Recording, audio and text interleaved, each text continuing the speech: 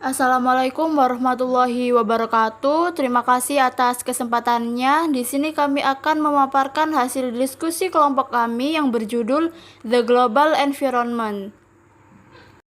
Sebelumnya, perkenalkan anggota dari kelompok kami. Yang pertama ada saya sendiri, Uswatun Hasanah dengan NIM 322.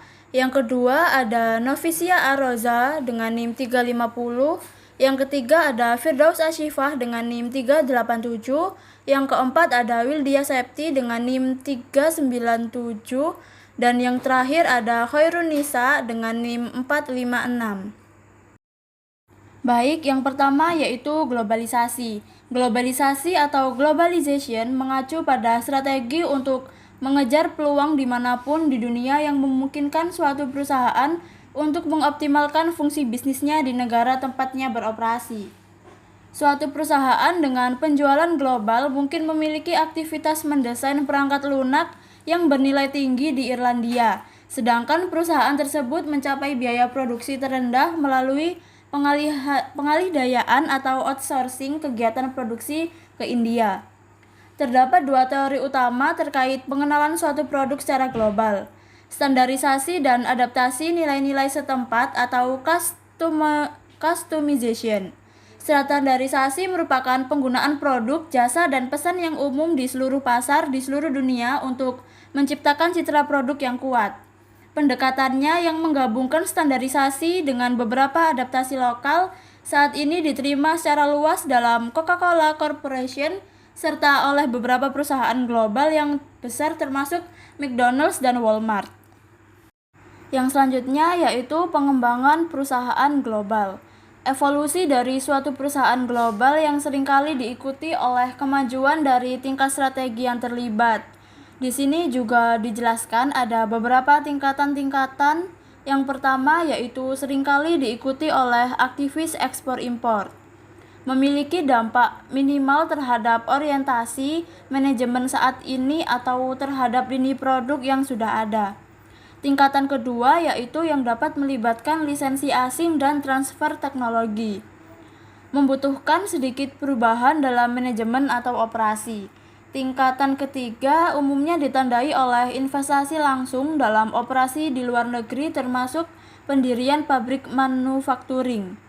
Tingkatan ini membutuhkan pengeluaran modal dalam jumlah besar dan pengembangan keahlian manajemen global. Tingkatan strategi yang paling terlibat ditandai oleh peningkatan substansial dalam investasi asing, di mana aset asing merupakan porsi yang signifikan dari total aset. Pada tingkatan ini, semua perusahaan mulai muncul sebagai perusahaan global dengan pendekatan global terhadap produksi, penjualan, keuangan, dan pengadilan. Terima kasih atas kesempatannya. Di sini saya akan menjelaskan mengapa perusahaan-perusahaan melakukan globalisasi. Pada banyak situasi perkembangan globalisasi global berfungsi sebagai senjata kompetitif penetrasi langsung ke pasar yang asing dapat menurunkan arus kas penting dari operasi domestik pesaing asing. Hilangnya peluang turunnya laba dan terbatasnya produksi yang diakibatkan dapat mengurangi kemampuan pesaing tersebut untuk menginvestasi pasar aftermarket. Salah satu contoh dalam tindakan IBM untuk menetapkan posisi yang kuat di industri komputer mainframe Jepang sebelum dua pesaing utama, Fujitsu dan Hitachi, dapat mendominasi industri tersebut. Perusahaan-perusahaan yang terutama beroperasi di lingkungan domestik harus mengambil keputusan penting berkaitan dengan upaya globalisasinya. Yang pertama ada bertindak proaktif dengan memasuki pasar global sebelum didahului perusahaan-perusahaan lain. Dengan demikian menikmati keunggulan pendatang awal yang sering kali diperoleh perusahaan-perusahaan pengambilan risiko yang mengenalkan produk atau jasa baru. Yang kedua ada bertindak reaktif dengan mengambil pendekatan yang konservatif dan mengikuti perusahaan-perusahaan lain memasuki pasar global ketika permintaan konsumen terbukti dan biaya pengenalan produk atau jasa baru tidak telah diserap oleh pesaing. Selanjutnya ada orientasi strategi perusahaan global. Yang pertama perusahaan multinasional pada umumnya menunjukkan satu dari orientasi ke arah aktiva luar negeri. Perusahaan-perusahaan ini memiliki sekelompok keyakinan tertentu mengenai bagaimana pengelolaan operasi luar negeri seharusnya ditangani. Macam-macam orientasi dibagi menjadi tiga. Yang pertama ada orientasi etnosentris. Ketika nilai dan prioritas dari organisasi induk mengarah pengambilan keputusan strategi dari seluruh operasi internasional. Yang kedua ada orientasi polisentris. Ketika budaya dari negara di mana suatu strategi adalah untuk diimplementasikan yang diperolehkan untuk mendominasi proses pengambilan keputusan internasional perusahaan. Yang ketiga ada orientasi regionsentris. Ketika induk perusahaan memadukan tujuan sendiri dengan tujuan dari unit internasional untuk mengembangkan strategi yang sesuai dengan daerah tersebut. Selanjutnya ada awal globalisasi. Penilaian eksternal dan internal dilakukan sebelum suatu perusahaan memiliki pasar global. Misal, investor bisa melakukan penilaian dan analisis yang ekstensif sebelum memilih lokasi di Australia untuk perusahaan Jepang. Mereka lebih memilih negara bagian dengan pasar yang kuat, jumlah pekerja yang menjadi anggota serikat bekerja sedikit, dan tarif pajak yang rendah. Selain itu, pabrik-pabrik manufakturing Jepang lebih menyukai daerah-daerah yang ditandai dengan konglomerasi manufakturing, tingkat pengangguran dan kemiskinan yang rendah, banyaknya tenaga kerja berpendidikan yang produktif. Penilaian eksternal melibatkan banyaknya tenaga kerja berpendidikan yang Penilaian eksternal melibatkan pemeriksaan yang mendalam terhadap fitur-fitur penting di lingkungan global, terutama terhadap status negara tuan rumah dalam bidang-bidang seperti memajukan ekonomi, kendali politik, dan nasionalisme. Ekspansi atas kualitas industri, neraca pembayaran yang menguntungkan, dan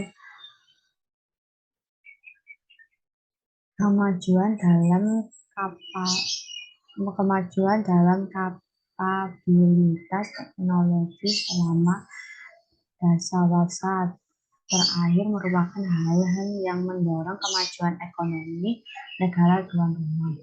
Status politik dapat ditingkatkan melalui kekuatan negara tuan rumah dan pengaruh terhadap masalah global. Selanjutnya akan dibacakan oleh rekan saya. Terima kasih. Baik, terima kasih atas kesempatannya. Slide selanjutnya yaitu kompleksitas lingkungan global. Menjelang 2003, kok akhirnya mencapai sasaran yang telah ditetapkan suatu dasawarsa sebelumnya ketika memasuki India. Sasarannya adalah mengalihkan pangsa pasar dari Pepsi dan perusahaan-perusahaan minuman setempat. Namun ketika saat itu tiba, Kok menemukan bahwa pangsa pasar India sangat rumit dan lebih kecil dari yang diperkirakan sebelumnya. Kok juga menghadapi masalah-masalah budaya yang sebagian disebabkan karena direktur Kok di India adalah orang asing. Kunci untuk mengatasi masalah budaya ini adalah dengan mempromosikan orang India sebagai direktur operasi. Kok juga mengubah strategi pemasarannya dengan mendorong produk thumbs up merek setempat yang dimiliki oleh Kok. Kemudian perusahaan mulai memfokuskan usahanya untuk menciptakan produk-produk baru bagi daerah-daerah pedesaan serta menurunkan harga dari produk-produk yang sudah ada untuk meningkatkan penjualan. Slide selanjutnya yaitu faktor kontribusi kompleksitas. Paling tidak terdapat 5 faktor yang memberikan kontribusi bagi kompleksitas ini. Yang pertama yaitu perusahaan global menghadapi berbagai lingkungan politik, ekonomi, hukum, sosial, dan budaya, serta berbagai tingkat perubahan di dalam masing-masing lingkungan tersebut. Yang kedua yaitu interaksi antar lingkungan nasional dan luar negeri sangatlah rumit karena terdapat masalah mengenai kedaulatan negara serta kondisi ekonomi dan sosial yang jauh berbeda. Yang ketiga yaitu pemisahan geografis. Perbedaan budaya dan kewarganegaraan serta variasi dalam praktik bisnis cenderung membuat upaya komunikasi dan pengendalian antar kantor pusat dengan perusahaan-perusahaan afiliasinya di luar negeri menjadi sulit. Yang keempat yaitu perusahaan-perusahaan global menghadapi persaing yang ekstrim karena perbedaan dalam industri antar negara. Yang terakhir yaitu perusahaan-perusahaan global memiliki keterbatasan dalam pilihan strategi kompetitifnya yang diakibatkan oleh integrasi dari berbagai blok regional dan ekonomi, seperti masyarakat ekonomi, area perdagangan bebas Eropa, dan area perdagangan bebas Amerika Latin. Selanjutnya yaitu masalah pengendalian perusahaan global. Faktor melekat yang memperumit banyak perusahaan global adalah bahwa kebijakan keuangannya biasanya dirancang untuk meraih sasaran induk perusahaan dan tidak begitu memperhatikan sasaran dari negara tuan rumah. Biasa ini menimbulkan konflik antar berbagai bagian dari perusahaan global tersebut, antara perusahaan secara keseluruhan dengan negara asal dan negara tuan rumah, dan antara negara asal dengan negara tuan rumah itu sendiri. Konflik ini diperkuat dengan digunakannya berbagai skenario untuk memindahkan laba dari suatu negara ke negara lain guna menghindari pajak, meminimalkan risiko, atau untuk mencapai tujuan-tujuan lainnya. Seringkali terdapat perbedaan penting dalam sistem pengukuran dan pengendalian. Hal yang mendasar bagi konsep perencanaan adalah pendekatan yang diperkirakan masa dan berorientasi masa depan terhadap pengembangan keputusan yang didasarkan pada prosedur dan metode analisis yang diterima. Selain itu, terdapat perbedaan-perbedaan penting dalam sistem pengukuran dan pengendalian. Hal yang mendasar bagi konsep perencanaan adalah pendekatan yang dipikirkan dan berorientasi masa depan terhadap pengembalian keputusan yang didasarkan pada prosedur dan metode analisis yang diterima. Pada perusahaan global, perencanaan menjadi lebih rumit karena perbedaan dalam sikap nasional, terdapat pengukuran kerja dan persyaratan pemerintah mengenai pengungkapan informasi, tujuan dan kebijakan perusahaan di seluruh dunia. Perencanaan memungkinkan perusahaan untuk mengantisipasi dan mempersepsikan diri terhadap perubahan. Perencanaan memfasilitas Endralori Nabral menciptakan program untuk menghadapi perkembangan dunia. Terakhir, perencanaan juga membantu manajemen dari perusahaan-perusahaan afiliasi di luar negeri terlibat lebih aktif dalam menetapkan sasaran dan mengembangkan sarana untuk menggunakan sumber daya perusahaan secara lebih efektif. Contoh Contohnya dari kebutuhan akan koordinasi dalam usaha-usaha global dan bukti bahwa perusahaan dapat berhasil merencanakan kolaborasi global, misalnya melalui rasional produk adalah Ford Essearch atau Eropa. Mobil terlaris di dunia dengan jaringan manufacturing komponen yang terdiri atas pabrik-pabrik di 15 negara. Sekian dari saya, terima kasih. Slide selanjutnya akan dibacakan oleh rekan saya.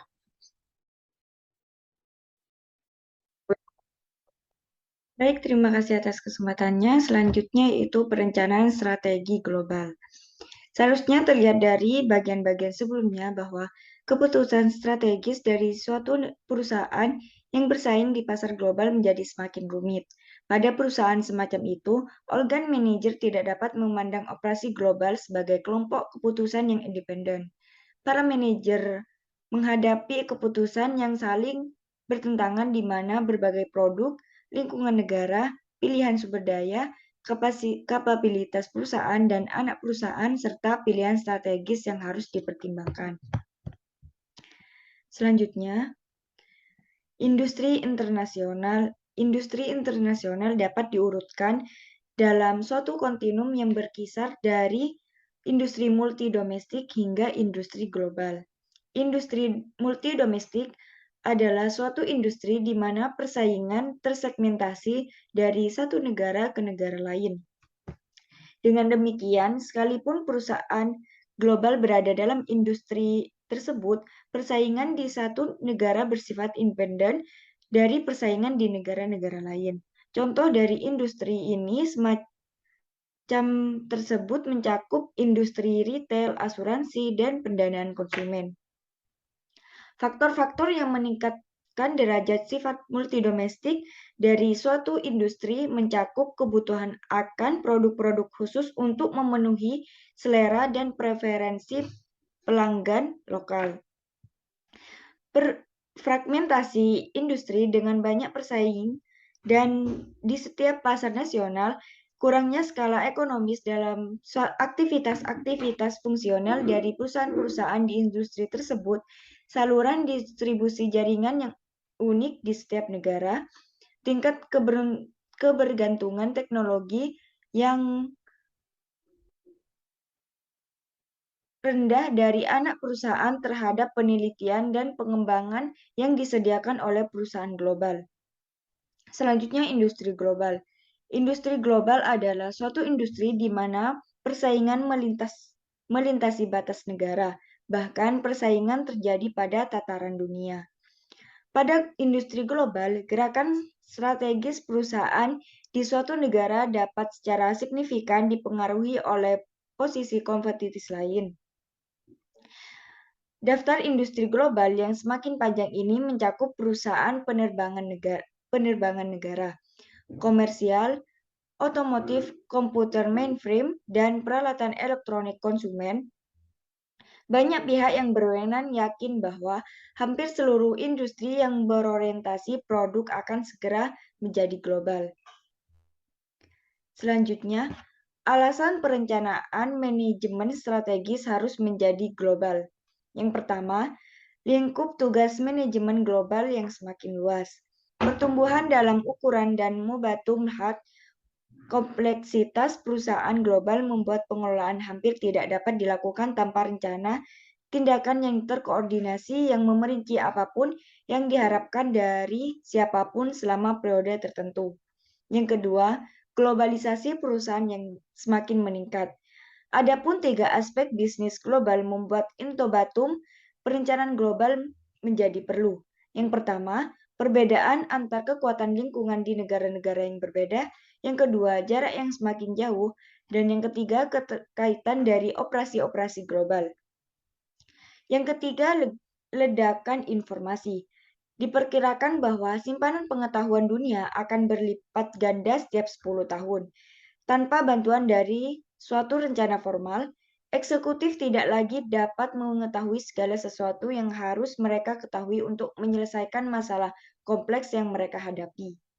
Yang keempat, persaingan global yang semakin meningkat. Karena peningkatan yang pesat dalam persaingan global, Perusahaan-perusahaan harus terus-menerus menyesuaikan diri dengan kondisi yang berubah atau kehilangan pangsa pasar kepada pesaing. Dan yang kelima, perkembangan teknologi yang pesat. Perkembangan teknologi yang pesat telah efisiensi dan ekonomi, memperpendek siklus hidup produk. Perencanaan manajemen strategis diperlukan untuk memastikan penggantian produk yang sudah mencapai tahap matang, ditandai dengan lebih sedikitnya penjualan dan turunnya laba. Dan yang terakhir, perencanaan manajemen strategis menumbuhkan kepercayaan diri pada manajemen, seperti pengendara yang membawa peta atau maps, manajer yang memiliki rencana untuk mencapai tujuannya, mengetahui kemana akan mereka pergi. Baik, terima kasih. Selanjutnya akan dijelaskan oleh rekan saya. Baik, selanjutnya saya akan menjelaskan tentang tantangan global. Suatu perusahaan global yang bersaing dalam industri global harus responsif sampai batas tertentu terhadap kondisi pasar lokal. Demikian pula, suatu perusahaan global yang bersaing di industri multidomestik tidak dapat sepenuhnya mengabaikan peluang untuk menggunakan sumber daya yang ada dalam perusahaan guna menempatkan perusahaan tersebut secara kompetitif di pasar. Selanjutnya, saya akan menjelaskan tentang lokasi dan koordinasi aktivitas-aktivitas fungsional. Di sini, aktivitas-aktivitas fungsional suatu perusahaan pada umumnya mencakup pembelian dari sumber-sumber input, operasi, penelitian, dan pengembangan pemasaran dan penjualan, serta pelayanan penjualan. Suatu perusahaan multinasional memiliki banyak pilihan lokasi yang mungkin untuk masing-masing aktivitas ini dan harus menentukan kelompok aktivitas yang akan dilakukan di suatu atau beberapa lokasi. Di sini ada dua. Yang pertama, masalah lokasi dan koordinasi. Cara suatu perusahaan sebaiknya menyelesaikan masalah lokasi dan koordinasi bergantung pada sifat industri dan jenis strategi internasional yang digunakan oleh perusahaan tersebut. Seperti yang telah dijelaskan sebelumnya, suatu industri dapat diperingkat di sepanjang kontinum yang berkisar dari multidomestik di satu titik ekstrim hingga global di titik ekstrim yang lain. Yang kedua, ada persyaratan pasar dan karakteristik produk. Bisnis telah menemukan bahwa keberhasilan di pasar asing seringkali menuntut lebih dari sekedar mengirimkan produk perusahaan yang telah diterima dengan baik secara domestik ke luar negeri. Perusahaan-perusahaan harus menilai dua dimensi utama dari permintaan pelanggan, penerima tag pelanggan atas produk standar, dan tingkat inovasi produk yang diinginkan. Baik, selanjutnya ada tentang strategi kompetitif bagi perusahaan di pasar asing.